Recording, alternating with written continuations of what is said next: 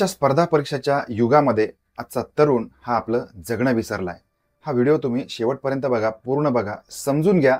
याचं कारण असं आहे की आपल्या अवतीभोवती जे तरुण डिप्रेशनमध्ये आहेत, कदाचित ते स्पर्धा परीक्षांची तयारी करतात, कदाचित ते कुठल्यातरी नोकरीच्या शोधामध्ये आहेत किंवा कदाचित अनेक जबाबदाऱ्यांच्या ओझ्याखाली ते दबलेले आहेत।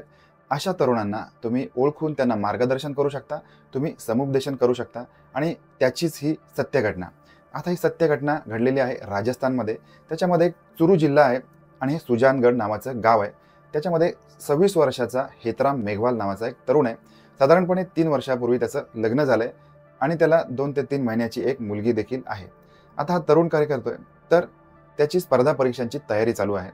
मग बँकिंगच्या एक्झाम असतील किंवा सरकारी ज्या परीक्षा असतात यांच्या एक्झाम्स असतील, त्याच्या संदर्भामध्ये या तरुणाची तयारी चालू आहे आणि तो नोकरीच्या शोधामध्ये देखील आहे। त्याला नोकरी मिळत नाहीये किंवा मनासारखी नोकरी मिळत नाहीये। नोकरी मिळत नाहीये हे म्हणणं सध्या तरी चुकीचं ठरेल, कारण हा जो तरुण आहे हा BSc पर्यंत शिकलेला तरुण आहे आणि त्याच्यापुढे जो त्याच्या स्पर्धा परीक्षांची तयारी करत होता ही त्याची स्वतःची इच्छा असावी। आपण कोणतरी सरकारी अधिकारी व्हावं किंवा प्रशासकीय सेवेमध्ये दाखल व्हावं, अशी अनेक तरुणांची जशी मनापासूनची इच्छा असते तशीच या हेतराम मेघवाल या तरुणाची देखील इच्छा होती। त्याच्यामुळे मग जमेल ते हाताशी काम करून आपल्या संसाराचा गाडा रेटून हा आपल्या परीक्षांची जी तयारी आहे ही तयारी हा तरुण करत आलेला होता।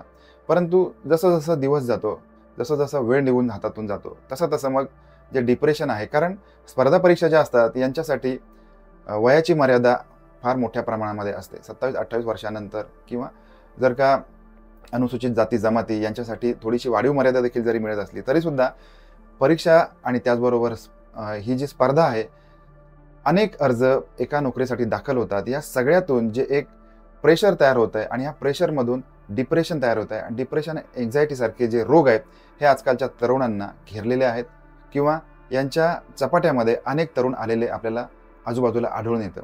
तर आता जो हेतराम आहे याला डिप्रेशन आलेलं आहे की आता आपण याच्यातून बाहेर कसं पडणार किंवा आपल्याला सरकारी नोकरी मिळेल की नाही, पुढे जाऊन आपलं कसं होणार आणि जर का आपल्याला सरकारी नोकरी मिळाली नाही तर मग आपलं जीवन कसं जगायचं, या संदर्भातले अनेक प्रश्न हा स्वतःच्या मनाशी विचारत होता आणि त्याची त्याला उत्तर मिळत नव्हती। आणि मग त्याच्यातूनच त्याने एक भयानक असा निर्णय घेतलाय। रतनगड डेमू ट्रेन समोर तो आलेला आहे। ज्या वेळेला ही ट्रेन आलेली आहे त्याच्या खाली स्वतःला त्याने झोकून दिलंय आणि ही संपूर्ण घटना या ट्रेनचा ड्रायव्हर त्याने ही बघितलेली आहे। ताबडतोब त्याने रेल्वे पोलीस अधिकाऱ्यांशी संपर्क केलाय आणि त्या ठिकाणी रेल्वे पोलीस अधिकारी आलेले आहेत। आता त्यांनी जी चाचपणी केलेली आहे त्यावेळेला त्यांच्या खिशामध्ये पोलिसांना एक चिठ्ठी सापडली।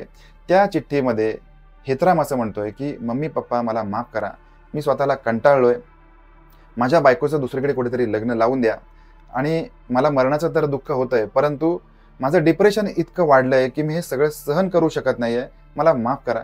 आणि त्याचबरोबर तो जे काही कुणाचं देणं होता अगदी 2-3 हजार रुपये याचा देखील त्याच्यामध्ये त्याने उल्लेख केला। त्यांना हे पैसे देऊन टाका। आणि एका होतकरू तरुणाने अशा प्रकारे आपलं जीवन सुरू होतंय न होतंय तोच एका 2 ते 3 महिन्याच्या मुलीच्या बापाने आपलं जीवन संपवलेलं आहे। फक्त आणि फक्त त्याला जे डिप्रेशन आलेलं होतं स्पर्धा परीक्षांच्या माध्यमातून येणारं अपयश आणि ही तीव्र आणि भयानक अशी स्पर्धा याच्यासाठी जे टेन्शन आलेलं होतं, या कारणामुळे एका तरुणाने आपलं जीवन संपवलंय। आता ही घटना किती दुर्दैवी आहे, किती वाईट आहे ते बघा। या 2 ते 3 महिन्याच्या मुलीला एकाकी बापाशिवाय जीवन जगावं लागेल, एका बायकोला एक विधवा म्हणून जगावं लागेल, आपलं आयुष्य एक ॲडजस्ट करावं लागेल। आता याच्यातून साध्य काय करायचं आहे, तर अनेक तरुण अशा स्वरूपाच्या डिप्रेशनमधून जात आहेत। त्यांच्यासाठी रोजची झोप दुर्मिळ झालेली आहे, त्यांना मोकळा श्वास घेता येत नाहीये आणि तणावरहित जीवन देखील त्यांना जगता येत नाहीये। याचं कारण आहे स्पर्धेचं जग। याच्यातून कुठेतरी जगणं हरवलंय आणि प्रत्येक गोष्ट माझ्याच मनाप्रमाणे झाली पाहिजे हा एक अट्टहास आहे आणि या अट्टहासामधून प्रत्येक तरुण स्वतःमधली उमेद गमावून बसलेला आहे।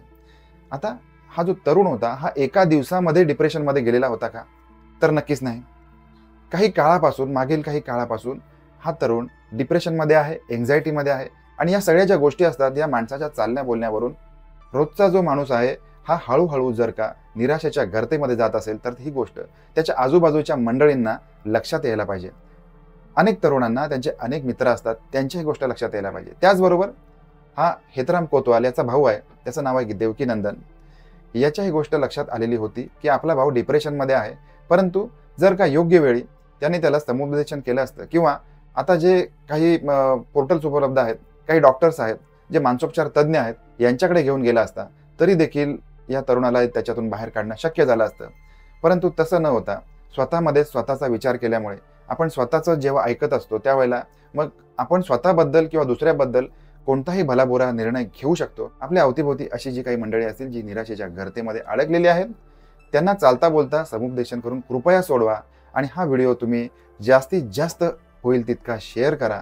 याचं कारण असं आहे की या सगळ्या गोष्टी जर का तुम्ही वेळच्या वेळी ओळखल्या तर मात्र आपण येत्या काळामध्ये जे तरुण अशा स्वरूपामध्ये आत्महत्या करणार आहेत, स्वतःला संपवणार आहेत, स्वतःवरची जबाबदारी असताना देखील आपल्या पाठीमागे मुलं बाळं असताना देखील जर का ते स्वतःला संपवणार असतील तर त्यांना आपण याच्यातून बाहेर काढू शकतो. याचसाठी केलेला हा व्हिडिओ आहे, हा प्रयत्न आहे. आपण भेटणार आहोत अशाच एखाद्या नवीन क्राईम स्टोरीमध्ये. तोपर्यंत काळजी घ्या. धन्यवाद.